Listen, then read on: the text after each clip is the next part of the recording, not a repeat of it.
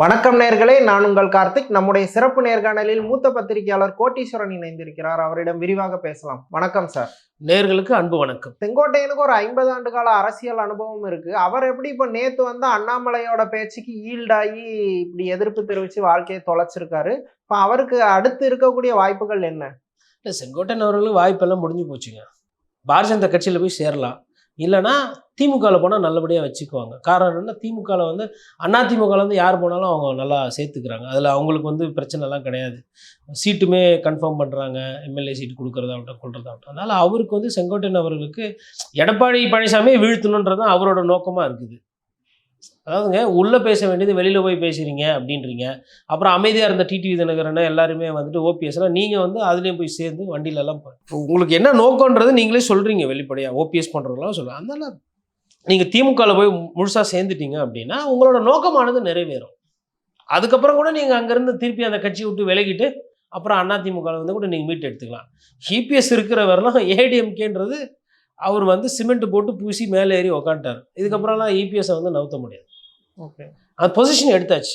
இல்ல இப்போ அண்ணாமலை பேச்சுக்கு ஈல்டாகக்கூடிய அளவுக்கு அந்த கேள்வி என்னன்னா, அவருக்கு அரசியல் முதிர்ச்சி என்பது கொஞ்சமா மலிவடைந்து விட்டது என்று புரியல. ஏன்னா பிஜேபி வந்து அவங்கள நம்பின இபிஎஸ்கோ டிடிவிக்கோ யாருக்குமே உதவியா இல்ல, அவங்கள ஹெல்ப் பண்ணல. அப்புறம் இவரை மட்டும் எப்படி காப்பாத்துலங்க? அவங்க என்ன சொல்லியிருப்பாங்கன்னா, நீங்க பேசுங்க, ஒரு கழகத்தை உருவாக்குங்க, இல்லை 4 பேரை சேருங்க, இது இப்படியே இருந்தா வேலை ஆகாது, எல்லாம் ஒன்று சேர்ந்தாதான் வேலை ஆகணுமா. அவர் என்ன சொல்றாருன்னா, போய் 50 பேரோட வந்து போறாங்க, 10 வண்டியை காரில் எடுத்துக்கிறாங்க, போய் சுற்றி சுற்றி வராங்க, கட்சி வேலையை பார்க்கறதில்ல, ஒன்றிய வேலையை பார்க்கறதில்ல, பாகமாக பார்க்கறதில்ல, இப்படி மிடுக்காக சுற்றிக்கிட்டு இந்த அரசியல் தான் பண்ணுறாங்க.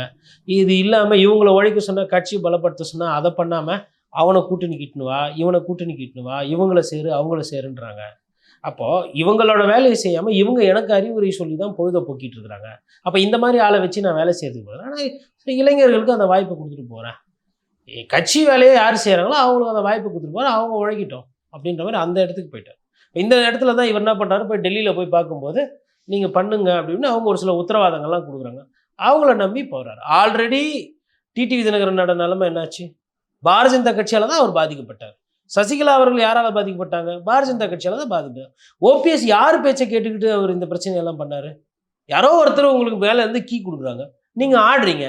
கீ கொடுக்கும்போது ஆடும்போது என்ன பண்ணுறாங்க, இவர் கையில் இருக்கிற தடியை தான் அந்த பொம்மையை ஒரே அடி அடிக்கிறாரு, இல்லை அந்த பேட்டரி பிடிங்கி விட்டுறாரு. இப்போ என்ன கீ கொடுத்தா ஆடுறது இல்லை. ஆனால் இப்போ நீங்கள் சொன்ன மாதிரி அந்த பொம்மையவோ இல்லை பேட்டரியவோ பிடிங்கி விட்டுறாரு. ஆனால் கீ கொடுக்குற பாஜகவுக்கு எதிராக ஒன்றும் பண்ண முடியாது.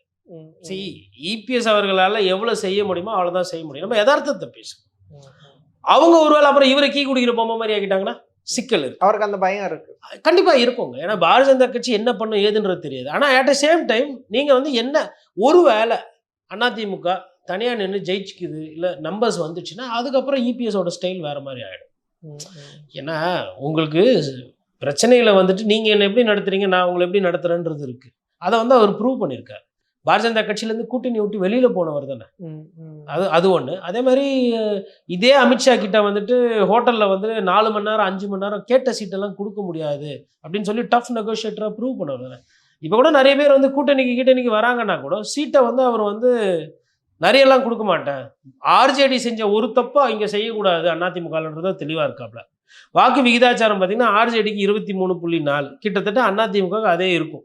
20ன்றது சட்டமன்ற தொகுதின்னும் போது உங்களுக்கு 21ன்றது கூடும், ஒரு 25 வரல கூட போகலாம். இப்போ 25 இருக்கிற ஒரு வாக்கு சதவீதம் இருக்கிற ஒரு கட்சி மல்டி கார்னர் கண்டெஸ்ட்டில் போகும்போது குறைந்த சீட்டில் நிற்கக்கூடாது, 170 சீட்டு அந்த மாதிரி நம்ம நிற்கணும் அப்படின்ற அந்த விஷயத்த மனசில் வச்சுக்கிட்டு தான் அவர் வந்து சிறிய கட்சிகள்லாம் இப்போ கூட்டணி சேர்க்கலாம் இல்லையா. இப்போது ஒரு வாதத்துக்கு அதிமுக பற்றி கூட்டணி பற்றி பேசும்போது கூட்டணியில் வந்து ஆட்கள் இல்லை, அதிமுக பலவீனமாக இருக்குன்றாங்க. அப்போ இந்த மாதிரி நேரத்தில் ஒரு சில உதாரணத்துக்கு தாவேக்கா எடுத்துங்க, அதாவது வேல்முருகன் அவர்கள். இப்போ அவரை வந்து கூட கூட்டணிக்கு வந்து சேர்க்கலாம். சேர்த்துட்டு பாருங்க, ஆனால் திமுக கூட்டணி உடைச்சாச்சு, இல்லை மல்லை சத்தியா இருக்கிறாங்க, மல்லை சத்தியா கூட கூப்பிட்டுட்டு மதிமுக பற்றி நீங்கள் பேசுங்க. இந்த மாதிரி வேலை கூட எதுவுமே செய்யறது இல்லை. கடைசி நேரத்தில் பார்த்துக்கலாம், அதிக சீட்டு கூட்டணிக்கு கொடுக்கக்கூடாதுன்றதுல ரொம்ப தெளிவாக இருக்கும். அது என்ன கேட்டால் அது ஒரு நல்ல ஸ்ட்ராட்டஜி தான். இப்போ நீங்கள் சொன்ன மாதிரி இப்போ நயினா நாகேந்திரன் பேசும்போது எங்களுக்கு சீட்டு முக்கியம் இல்ல, கூட்டணி தான் முக்கியம் அப்படிங்கிற மாதிரி பேசுறாரு. ஆனா பாஜகலயே ஒரு குரூப் என்ன சொல்லுதுன்னா, நம்ம லாஸ்ட் டைம் வந்து நிறைய ஓட்டு வாங்கியிருக்கோம், ஸோ அதுக்கு ஏத்தாப்புல சீட்டை அதிகப்படுத்தணும் அப்படின்ட்டு ஒரு டிமாண்ட் வச்சுட்டே இருக்காங்க. இபிஎஸ் இதை வந்து ஹேண்டில் பண்ணிடுவாரா? இல்லைங்க, இதில் இபிஎஸ் ஹேண்டில் பண்ண வேண்டாம். இதில் நயினார் நாகேந்திரனே தெளிவாக இருக்கார். சரி, நம்ம எவ்வளோ சாப்பிட முடியும், எவ்வளோ ஜீரணமாகுன்றது ஒவ்வொருத்தருக்கும் தெரியும். இலை இருக்குன்றதுக்கோசரம் எல்லாத்தையும் அள்ளி வச்சுக்கிறது அது ஒரு கேரக்டர். எவ்வளோ தேணுமோ அவ்வளோ சாப்பிட்டா போதும். இப்போ உதாரணத்துக்கு 40 சட்டமன்ற தொகுதி வாங்கி நீங்கள் 10 ஜெயிக்கிறீங்க, பாரதிய ஜனதா கட்சி 10 ஜெயிக்குது. அது ஸ்ட்ரைக் ரேட்டு பார்க்கும்போது உங்களுக்கு வந்து 40% மாதிரி வரும். 60% நீங்கள் தோப்பீங்க. 30 இடத்துல தோத்துட்டு 10 இடத்துல ஜெயிச்சுட்டு, போன தேர்தலில் நாங்கள் 4 எம்எல்ஏ இருந்தோம், இந்த தேர்தலில் நாங்கள் 10 ஆகிட்டோம், 4 + 4 8, அது வந்து 200, இது ஒரு 20, 250% பாரதிய ஜனதா கட்சி வெற்றி அப்படின்னு பெருமைக்கு பத்திரிகையாளர் சந்திப்பில் பேசலாம். ஆனால் என்னைக்கு 40 தொகுதி நீங்கள் வாங்கிட்டு 30 தொகுதி தோக்குறீங்களோ அப்போ ஆட்சி மாறாது. இப்போ உங்களுக்கு 40னா, இப்போ மற்ற கட்சிகள் வருதுன்னா அவங்களும் சீட்டு வாங்குவாங்கல்ல, அவங்களும் 40% தானே ஜெயிச்சிருப்பாங்க. அப்போ 60% என்ன வரும் ரிசல்ட்டு? திமுக ஜெயிக்கும். அப்போ அது அப்படி கிடையாது. அதை விட போன வாட்டி என்ன சீட்டு வாங்கினோமோ அதை விட மேபி ஒரு 2-3 சீட்டு கம்மியாக வாங்கிட்டு டபுளா ட்ரிபிளா நீங்கள் காட்டுறீங்க. இப்போ வந்து உதாரணத்துக்கு போன வாட்டி 20 சீட்டு வாங்கினாங்கன்னு நினைக்கிறேன். இந்த வாட்டி 18 வாங்குறாரு யாரு? நயினார். 18 சீட்டு வாங்கிட்டு 12 எம்எல்ஏ ஜெயிக்கிறாருன்னு வச்சுக்கோங்களேன். அப்போ அவங்க ஸ்ட்ரைக் ரேட் என்ன இருக்கும்? 4 இருந்தது 300% வளர்ச்சி. 18ல் 12 ஜெயிச்சிருக்காங்க, 60% ஜெயிச்சிருக்கிறாங்க. இப்போ 40% தான் போது ஆட்சி மாற்றமும் வரும், நயினாருக்கு உண்டான மரியாதையும் இருக்கும். நிறைய நேரத்தில் கூட்டணி கட்சியில் இருக்கும்போது சீட்டு ஒன்று நிறைய வாங்குறதுனால எந்த புண்ணியமும் கிடையாது. இப்போ சிராக் பாஸ்வான் சீட்டு கம்மியாக தான் வாங்கியிருக்காரு, ஆனால் அதிக அளவில் ஜெயிச்சு அவருக்குன்னு ஒரு விஷயத்தை அங்கே நிலைநாட்டியிருக்காரு. அது கூட்டணியில் அது ரொம்ப முக்கியம். கூட்டணி போகிறன்றதுனால வாய்க்கு வந்தது அதிகமாக கேட்டுட்டு அந்த சீட்டுக்கு செலவு பண்ணாமல் நல்ல ஆளை போடாமல் பிரச்சாரம் பண்ணி தோற்று ஆளுங்கட்சிக்கிட்ட அந்த சீட்டை கொடுக்கறதுக்கு எதுக்கு? அது வந்து இப்போ உதாரணத்துக்கு இப்போ விஜய் அவர்களே எடுத்துக்கோங்களேன். விஜய் வந்து இது எல்லாமே நம்ம ஒரு யூகத்தில் தான் பேசுகிறோம். நாளைக்கு அதிமுகவும் விஜயும் கூட்டணி வராங்க, விஜய் வந்து ஒரு 100 சீட்டு வாங்குறாருங்க, இவங்களும் கொடுத்துட்றாங்க. 100 சீட்டில் புதுமுகங்களில் தான் போட போகிறாரு. புதுமுகங்களில் விஜய் கட்சி வந்து இன்னைக்கு ஏழை கட்சி. விஜய் பணக்காரராக இருக்கலாம், விஜய் கட்சி ஏழை கட்சி. எல்லாம் வந்து சாமானிய மக்கள், ஏழை பாழிகள் நிறைய பேர் இருக்காங்க. மக்களுக்கு உண்டான ஒரு இயக்கமாக நான் அதை பார்க்குறேன். ஏன் அப்படின்னா அதில் இருக்கிற ஒரு உண்மை என்னென்னா, ஒரு ஆட்டோ ஓட்டுநர் மாவட்ட செயலாளர் இருக்கு, என்னை கவர்ந்த விஷயம் அது. ஒரு மாற்றுத்திறனாளி மாவட்ட செயலாளர், நல்ல விஷயம். ஆனால் இந்த ஆட்டோ ஓட்டுநரும் இந்த மாற்றுத்திறனாளி தேர்தல் நின்னா அவங்க தோக்கக்கூடாதுன்னு நான் நினைக்கிறேன். நீங்கள் என்ன நினைக்கிறீங்க? விஜய் அவர்களோட வசீகரம் ஒண்டி உங்களை ஜெயிக்கிறோம் அப்படின்னு நீங்கள் நினைக்கிறீங்க. அப்போ இந்த 100 பேர் போய் நிற்கும் போது என்ன ஆகிடும்னா, கண்டிப்பாக வந்து ஒரு 60-70 இடத்துல வந்து தோற்றுருவாங்க. இப்போ 100 சீட்டு வாங்கி 30 எம்எல்ஏ ஜெயிச்சு புண்ணியம் என்ன? நீங்களும் 100க்கு 30, அவங்க 134 நிற்கிறாங்க வச்சுக்கோங்க அதிமுக, அவங்க ஒரு 70 ஜெயிக்கிறாங்கன்னா நீங்கள் 70-30 சேர்த்தா 100 தான். திருப்பி திமுக காங்கிரஸ் கூட்டணி ஆட்சி கண்டினியூ. இந்த கூட்டணியில் என்ன புண்ணியம் இருக்கு? இப்போ கூட்டணி என்பது சீட்டுகளை வந்து ரொம்ப கம்மியாகவும் வாங்காமல் ரொம்ப அதிகமாக வாங்காமல் அந்தந்த கட்சிக்கு வாக்கு விகிதாச்சாரத்துக்கு அவளோட பலத்துக்கு வாங்கி அதில் அதிகமாக ஜெயிக்கணும். அப்போது உங்களுக்கும் அது ஒரு மதிப்பு, கூட்டணிக்கும் அது இயல்பாக இருக்கும், ஆட்சி மாற்றமும் நடக்கும். அதனால் நமக்கு கிடைக்குது அப்படின்றதுக்கோசரம் கேட்கக்கூடாது இஷ்டத்துக்கு. அப்படி கேட்டு அது புண்ணியம் இல்லை. அது இப்போ காங்கிரஸ் கட்சி பீகாரில் போன வாட்டி 60 சீட்டு வாங்கினது தான் ஆர்ஜேடியோட தோல்வி.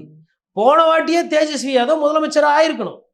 அந்த தேஜஸ்வி யாதவை முதலமைச்சராக ஆக்க விடாமல் தடுக்கிறது காங்கிரஸ். கேட்டால் அந்த அதிக சீட்டு நீங்கள் 60 சீட்டு 65 சீட்டு வாங்குவீங்க, அப்புறம் 18 ஜெயிப்பீங்க, ஒரு 20-25% ஜெயிப்பீங்க, 80% தோற்று கொடுத்துரு. இந்த வாட்டி 10 ஸ்ட்ரைக் ரேட்டு. இப்போ எதுக்கு அவ்வளோ சீட்டு வாங்குறீங்க? தோக்கிறதுக்கா? எதிர்கட்சிக்கு கொடுக்கறதுக்கா? அதுதான் இந்த மாதிரி இந்த கூட்டணியில் போகிறாங்க கொள்றாங்கன்னா இந்த விஷயத்தில் எடப்பாடி பழனிசாமி ரொம்ப கவனமாக இருக்கும். சீட்டு வந்து எல்லாருக்கும் கொடுக்கணும் அப்படின்றதுனால. பாஜக பார்ட்டியை பற்றி ஒரு அப்சர்வேஷன் இருக்குது. பாஜக வந்து யாரு கூட கூட்டணி வைக்கும் அந்த கட்சி தான் வந்து அப்படியே கொஞ்சம் கொஞ்சமாக பவரை லூஸ் பண்ணிடுது, அந்த கட்சியை அரிச்சிரும் அப்படிங்கிற மாதிரி.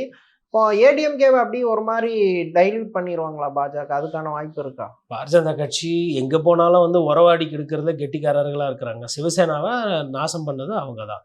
ஒரு காலத்தில் கூட்டணியில் இருந்தாங்க, அப்புறம் சிவசேனாவை பிரித்து ஒரு வழி பண்ணாங்க. அப்புறம் என்சிபி சரத்பவார் கட்சியும் பிளவுபடுத்தினாங்க. இப்போது அந்த மாதிரி ஒரு ஹிஸ்ட்ரி இருக்கிற ஒரு கட்சி. அதிமுகவுக்கு பாரதிய ஜனதா கட்சியோட தேர்தல் கூட்டணி என்பது ஒரு வியூகம் தேர்தலுக்காக. பட் அந்த கூட்டணி தொடருமையானால், அந்த நட்பு தொடருமையானால், இன்னைக்கு அதிமுக கண்ட சிதைவுக்கு காரணம் பாரதிய ஜனதா கட்சி தான். இவர்களை அதாவது ஆளுகின்ற ஆட்சி அதிமுக இருக்கும்போது நிறைய ரெய்டை வந்து பாரதிய ஜனதா கட்சி விட்டது. தேர்தல் நேரத்திலும் சரி, தேர்தலுக்கு முந்தையும் சரி. ஆனா இன்னைக்கு பாருங்க அமைதியா இருக்கிறாங்க. மேபி திருப்பி தேர்தல் நாள்ல அது மாதிரி ரெய்டு விடுவாங்களான்னு தெரியாது. இப்ப பாரதிய ஜனதா கட்சி வந்து எப்படின்னா, தன்னோட இருப்புக்காக எது வேணாலும் செய்யும். அந்த கட்சி தேவைப்பட்டால் நாளைக்கு அதிமுக இன்னும் கூட உடைக்கிறதுக்கோ பண்ணுவாங்க. அதனால தேர்தல் முடிஞ்ச உடனே அது எப்படி போகுது, அது நட்பா இருக்கா, இல்ல அது நாசகார செயலான்னு சொல்லிட்டு அந்தந்த கட்சிக்காரர்கள் முடிவு பண்ணணும். பாரதிய ஜனதா கட்சி பொதுவா வந்து மற்ற கட்சிகளுக்கு ஒரு ஒரு பிரச்சனை தான். ஏன்னா அவங்க என்ன நினைக்கிறாங்கன்னா, இன்னைக்கு வந்து அவங்க ரெக்கார்டு கிட்டத்தட்ட 40% அவங்களோட சட்டமன்ற உறுப்பினர்கள் தான் இந்திய திருநாட்டு பூரா இருக்கிறாங்க. பாரதிய ஜனதா கட்சி அந்த எண்ணிக்கையை அதிகமாக்கிட்டே போயிட்டு ஃபர்ஸ்ட் காங்கிரஸ் இல்லாத முக்து காங்கிரஸ், காங்கிரஸ் இல்லாத பாரதம்ன்ற மாதிரி ஒரு பிரச்சாரம். அதில் காங்கிரஸ் இல்லை, சரி கூட மற்ற எது கட்சியெல்லாம் இருக்கோ அதெல்லாத்தையும் காலி பண்ணிட்டு அப்படியே அவங்களோட அதாவது எப்படின்னா மற்றதெல்லாம் அழிச்சிட்டு நம்ம பெருசாக வளரணும் அப்படின்றதுல இருக்காங்க. கட்சி ரீதியாக அதை பார்க்கும்போது அதை தப்பு சொல்ல முடியாது. எந்த ஒரு தலைவருமே என்ன நினைப்பாங்க, கட்சியை அவங்களோட கட்சி வளரணும், அவங்களோட உறுப்பினர் ஜாஸ்தி ஆகணும், அவங்க சொல் பேச்சு கேட்கணுன்ற மாதிரி தான் அந்த கட்சி போங்க. அந்த விஷயத்தில் பார்க்கும்போது பாரதிய ஜனதா கட்சி அவங்களோட நிலைப்பாடு அந்த கட்சிக்கு நல்லது. பட் சிறிய கட்சிகள் இல்லை மற்ற கட்சிகள், மாற்று கட்சிகள், இப்போ அதிமுக போன்ற கட்சிகள்லாம் பாரதிய ஜனதா கட்சியோட பார்த்து தான் உறவு வச்சுக்கணும். நீங்கள் அதுக்கு தான் வந்து ஐயா அறிஞர் அண்ணா சொன்ன அந்த மாநில சுயாட்சி முக்கியம். பாரதிய ஜனதா கட்சி சொல்கிற எல்லாத்துக்கும் தலையை ஆட்டினா ஒன்றும் இல்லாமல் போகிறது உறுதி. நவீன் பட்நாயக் எடுத்துக்கங்க, என்ன ஆச்சு அவருக்கு? ஒரு காலத்தில் அவங்க ஜெய்ராமன் வாங்குற, இவர் வந்து பூரி ஜெகநாத்னுவார், அவங்களும் ஆரஞ்சு கலரில் கொடியாட்டுவாங்க, இவரும் ஆரஞ்சு கலரில் கொடியாட்டுவாங்க, எல்லாம் கொடியாட்டிட்டு தான் இருந்தாங்க. இன்றைக்கி நாம கட்டி நெஞ்சில் நல்லா குழைச்சி பட்டநாமம் போட்டு ஒரிசாவில் உட்கார வச்சிட்டாங்களா நவீன் பட்நாயக்கை? ஒரே ஒரு தப்பு செஞ்சார், பாண்டியன் அவர்களை முன்மொழிப்பொழுது. நமக்கு தமிழராக வந்து சந்தோஷம், பெருமை. அந்த ஊரில் அது எடுபடலை. இன்னைக்கு நவீன் பட்நாயக் ஓரம் கட்டிட்டாங்கல்ல, ஒன்றுமே இல்லாமல் போச்சு இல்லை இன்னைக்கு அந்த கட்சி. இந்த நிலைமை ரொம்ப மோசமாக இருக்கும். திரும்ப எழுச்சி வர்றாரு, அதெல்லாம் அப்புறம். இதெல்லாம் வந்து பாடம். பாரதிய ஜனதா கட்சியோட எவ்வளவு உறவு வச்சுக்கணும், எந்த அளவுக்கு வச்சுக்கணும் அப்படின்றதுக்கு நவீன் பட்நாயக்கே ஒரு சாட்சி. தேவைக்கு வந்து ஒரு விஷயத்த தெளிவாக அனௌன்ஸ் பண்ணிட்டாங்க, பிஜேபி கூடயும் அதிமுக கூடயும் கூட்டணியே கிடையாது அப்படிங்கிறது. ஆனால் இந்த விஷயத்துல எடப்பாடி கொஞ்சம் அவசரப்பட்டு அவரோட இமேஜை இறக்கிட்டாரோ, டிவிக்கு கூட தொடர்ச்சியாக கூட்டணி கேட்டு கொஞ்சம் டாக்டிக்கலாக அதை ஹேண்டில் பண்ணியிருக்கணுமா? ஆசை யாரை விட்டுதுங்க? இளம் பட்டாளம் இருக்கு, நிறைய கூட்டம் வருது. இந்த தம்பி நம்ம கூட வந்தா நம்ம கூட்டணி வெற்றி பெறும், இந்த தம்பியும் வந்து திமுகவை எதிர்க்கிறாப்புல, குடும்ப அரசியல்லாம் பேசுகிறாப்புல, நம்மளும் திமுக எதிர்க்கிறோம், குடும்ப அரசியல்லாம் பேசுகிறோம் அப்படின்னு வந்து வார்த்தையை பேசினது உண்மைதான். அவர் அவங்கள மனசில் வச்சு இப்போ போய் அவங்க அதிமுகவில் கேட்டிங்கன்னா நாங்கள் அப்படிலாம் சொல்ல, வேறு எதுப்பா பிரம்மாண்ட கட்சி அப்படின்னு பார்த்தா அடுத்தது நாம் தமிழர் கட்சி. அண்ணன் சீமான் அவர்கள் ஃபஸ்ட்லேருந்தே வரலன்றதை தெளிவாக சொல்லிட்டார், வேறு யாரும் இல்லை. அப்போ இதை வச்சு தான் பேசியிருக்காங்க. அது வந்து அவர் கொஞ்சம் அவசரப்பட்டாருன்றதை விட அவர் ஒரு நகர்வு நினைச்சாரு, அது அவருக்கு வினை பெருசாக கொடுக்கல அது. ஆனால் அதை வந்து தாவேக்கா வந்து மிஸ்யூஸ் பண்ணிட்டாங்க. எப்படி மிஸ்யூஸ் பண்ணிட்டாங்கன்னா, உங்களுக்கு ஒரு பிரச்சனை, உங்கள் வீடு பற்றிக்கிட்டு எரியுது, நான் வந்து ஒரு பக்கெட்டு தண்ணி எடுத்து மொண்டு ஊற்றுறேன், உங்கள் நெருப்பை அணைச்சேன், ஆனால் நெருப்பெல்லாம் அணைச்சிட்டு நீங்கள் திருப்பி மறுபடியும் வீடெல்லாம் எல்லாத்தையும் சரி பண்ணிட்டு நான் எதிரில் வரேன், என்னை பார்க்காத மாதிரி போகிறீங்க. அப்போ நீங்கள் யாருன்றது மக்களுக்கு தெரியும்ல. தவேகா வந்து ஒரு வார்த்தை கூட அதிமுகக்கோ இல்லை மற்ற எதிர்கட்சிகளோ நன்றி கூட தெரிவிக்கல. நன்றி மறக்கிறதுன்றது வந்து அது வந்து அரசியலில் நாகரிகம் இல்லை. அந்த நாகரிகம் இல்லாத ஒரு செயலை தாவேகா செஞ்சது. கொஞ்சம் அவசரப்பட்டு தாவேகாவை கூப்பிட்டது அதிமுகவில் ஒரு சிலர் செய்த பிழை தான். மற்றவர்களும் செல்லூர் ராஜு போன்றவர்கள், ஆர்பி உதயகுமார் எல்லாருமே ஒரு ஆசை தான். அவங்க பொதுச் செயலாளர் சொல்கிறாரு, ஒரு சமிக்கை காட்டுறாங்க, அதனால அவங்க ஒரு வச்சாங்க. நாளைக்கு ஒருவேளை தாவேகா அதிமுக கூட்டணி வந்துச்சுன்னா இவர்கள் முன்கூட்டியே அழைப்பு விடுத்தது சரி, வரலன்னா அவங்க அழைப்பு விட்டது தவறு. நம்ம அதை காலத்தோட விடணும். பட் மற்றபடி நீங்கள் சொல்கிற கோடிட்டு காமிச்ச மாதிரி கொஞ்சம் அவசரம். ஏன்னா இது வந்து பெரிய கட்சி, பெரிய கட்சின்னு சும்மா வியூகத்தில் சொல்கிறது இல்லை, உண்மையிலே பெரிய கட்சி. 66 சட்டமன்ற உறுப்பினர்களை வச்சு பாரதிய ஜனதா கட்சின்ற மாதிரி ஒரு பொது சுமையை சுமந்து தமிழகத்தில் 75 சட்டமன்ற உறுப்பினர்கள் ஜெயிக்கிறதுன்றது விளையாட்டு கிடையாது. 75 சட்டமன்ற உறுப்பினர்கள் எதிர்கட்சியில் உட்காடுறாங்கன்னா அது அந்தஸ்தாக உட்காராங்கன்னு அர்த்தம். இப்போ காங்கிரஸ் கட்சியும் ஆர்ஜேடியும் கம்யூனிஸ்டும் பிரம்மாண்ட கூட்டணி, அவ்வளவு கூட்டணியை அமைச்சு அங்கே வந்து 30-40 சீட்டுக்கு குறைவாக போயிட்டாங்க. எதிரில் ஒரு ஆக்ரோஷமாக உட்காரல. இங்கே எதிரில் 10 வருஷம் அதிமுக ஆட்சி, பாரதிய ஜனதா கட்சியோட கூட்டணி, ஊழல் குற்றச்சாட்டுகள், கரோனா காலம், இவ்வளோத்தையும் பார்த்து வந்து கௌரவமாக தானே உட்காந்தாங்க. அந்த ஒரு கட்சி போய் தங்களை நம்பாமல் விஜய் கிட்ட போய் விஜய் வருவாருன்னு நினச்சது தப்பு. விஜய் வந்து வேற லெவல்ல இருக்கிறாரு. வேற மாதிரி 2026ல தெரியும் என்ன மாதிரின்னு. சார் ஆனா இப்போ கரூர் விஷயம் அந்த பிரஷர் தாங்காம வந்து பிஜேபி ஏடிஎம்கே கூட்டணியை நோக்கி விஜய் ஓடிடுவாருன்னு நினைக்கும் போது அவரோட ஸ்டேட்டஸ விஜய்லாம் ஓடி வர மாட்டாருங்க. விஜய் எங்க போனோம் அடுத்து என்ன பண்ணணுன்றத பாரதிய ஜனதா கட்சி முடிவு பண்ணும். விஜயோட குடுமையா வளர்த்தாலும் சரி, விஜய் ஃபங்கா வச்சு டான்ஸ் ஆடினாலும் சரி, இல்ல மொட்டை அடிச்சு இப்படி நின்னாலும் சரி, பாரதிய ஜனதா கட்சி அப்படி கையில தலைமையில வைக்கும். அப்ப அவங்க அதிமுக கூட்டணிக்கு தானே இழுத்துட்டு வருவாங்க. அப்ப இழுத்துட்டு வருவாங்களா இல்ல விஜய் அதை ஜிம்பிக்கிட்டு நான் வரல, நான் வந்து தனியாவே நின்று திமுக ஓட்டை குறைச்சி விடுறேன், நான் உங்களுக்கு உதவி செய்கிறேன், இல்லை காங்கிரஸ் கட்சியை நான் வந்து திமுக கூட்டணியிலேருந்து உடச்சி நான் எத்தனை போகிறேன், கேசி வேணுங்கப்பா லைன்லேயே இருக்கிறாரு. இன்னொன்று பாரதிய ஜனதா கட்சிக்கு எப்பயுமே நீங்கள் பண்ணாதீங்க, காங்கிரஸ் கிட்ட ஒரு வேலையை கொடுத்தா அவங்க அதை கச்சிதமாக உடச்சி சுக்குநூறாக்கி உங்களுக்கு உதவுவாங்க, அதுக்காகவே நேர்ந்து விட்டப்பட்டது தான் காங்கிரஸ் கட்சி, உங்கள் கட்சிக்கு உண்டான ஸ்லீப்பர் செல் அங்கேருந்து எடுத்துக்கலாம் அப்படி கூட விஜய் கொஞ்சம் புத்திசாலித்தனமாக சொல்லலாம்ல. ஒரே கல்ல ரெண்டு மாங்க. விஜய்க்கு வந்து வாக்கு கூட்ட காட்டணும் ஃபஸ்ட்டு தேர்தல், அப்போ 2031 நான் பார்த்துக்கிறேன். அப்போ எனக்கு காங்கிரஸ் கட்சி மாதிரி வந்து அங்கே கொஞ்சம் பண்ணையார்கள்லாம் இருக்கிறாங்க, அவங்க உழைக்க மாட்டாங்க ஆனால் காசு வச்சுருப்பாங்க. இவங்க கட்சியில் பண்ணையார்கள் கம்மி, விஜய் ஒண்டி தான் பண்ணையார் பங்களாக்காரு, மிச்சவங்கலாம் ஆதவர்ஜன 2 பேர், மிச்சவங்களாம் ஏழை பாழைகள். அப்போ அந்த பணமும் இந்த ஏழை பாழைகளும் சேர்ந்து அது வாக்கு கிடைக்கும். பாதிப்பு திமுகக்கு. ஒருவேளை அதிமுக என்டிஏ கூட்டணி தேர்தல் பிரச்சாரம் நல்லா பண்ணி ஜெயிச்சிடுறாங்கன்னு வச்சுக்கோங்களேன், அப்போ வந்து விஜய்க்கு நன்றி சொல்லலாம்ல. எங்க கணக்கு, அரசியல் கணக்கு வந்து அந்த கணிதம் எப்படி வேணா போகும். விஜய் வந்து திமுகவுக்கும் பலமாக மாறலாம், இல்லை அதிமுகவுக்கும் பலமாக போகலாம். ஆனால் விஜய் பலவீனமாக போறாருன்றது நான் சொல்லேன். ஏன்னா அவர் நினைக்கிறாருல்ல தேர்தல்லையே எல்லா கட்சியும் நான் நாக் அவுட் பண்ணுவேன் அப்படின்றது, அது தப்புங்க. இதை ஒரு எடுத்துக்காட்டு சொல்கிறேன். ரிச்சர்ட்சன் சொல்லிட்டு ஒருத்தங்க இருக்கிறாங்க, ஷக்காரி ரிச்சர்ட்சன் சொல்லிட்டு. அவங்க வந்து வேகப்பந்து ஓட்டப்பந்தில் வீராங்கனை, அமெரிக்காவை சார்ந்தவங்க. இந்த ரேஸ் முடிக்கும் போது பக்கத்தில் திரும்பி பார்ப்பாங்க யார் கூட வர்றதுன்னு, பக்கத்தில் பார்த்துக்கிட்டே ஓடி ஜெயிச்சுட்டு போவாங்க. அந்த அவங்களுக்கு வந்து எங்கேருந்து அந்த நம்பிக்கை வருதுன்னா சின்ன வயசுலேருந்து உழைப்பு. அது உதாரணத்துக்கு சொல்கிறேன்னா, இப்போ ஒலிம்பிக்ஸ் ஒருத்தர் ஜெயிக்கணும்னு வச்சுக்கோங்களேன், ஃபஸ்ட்டு வந்து நேஷ்னல் சாம்பியன், ஸ்டேட் சாம்பியன் ஆகணும், அப்புறம் நேஷ்னல் சாம்பியன் ஆகணும், அதுக்கப்புறம் இந்தியாவுக்கு சாம்பியன் ஆகணும், அப்புறம் இன்டர்நேஷ்னல் ஏசியா சாம்பியன் ஆகணும், அதுக்கப்புறம் காண்டினென்ட்டு, அதுக்கப்புறம் வேர்ல்டு கேம்ஸ், அதுக்கப்புறம் தான் ஒலிம்பிக்ஸ். எத்தவொடனே எங்கால் வருவார், வில்லு படம் நடிச்சுக்கிறாரு, அதனால் இவர் வில்லு எடுத்து விட்டாருன்னா கொரியாக்காரன், நார்த்து கொரியாக்காரன், ஜப்பான்காரனோட ஒரு பயங்கரமாக விடுவார், 10க்கு 10 விட்டுருவார். இவர் எப்படி ஜெயிக்கிறார் ஒண்டி பாரு வில் வித்தையில். அப்படி இருக்குது இவங்களோட பிரச்சாரம். ஃபஸ்ட்டு தேர்தலே அண்ணன் மெடல், கோல்டு மெடல். அதெல்லாம் வந்து பார்க்குறதுக்கு பேசுறதுக்கு நல்லா இருக்கும், யதார்த்தத்துக்கு அது சரி கிடையாது. அப்படியெல்லாம் அரசியலை வந்துட்டு 2 வருஷத்தில் வரவங்க போகிறவங்கலாம் வந்து முதலமைச்சர் நாக்காலையும் 4 வருஷத்தில் பிரதமர் நாக்காலையும் புஷ்டாங்கன்னா இன்னைக்கு எல்லாரும் பேசுகிறாங்க மோடி மோடின்னு. அந்த மோடி என்ன உடனேவா பிரதமர் ஆகிட்டார்?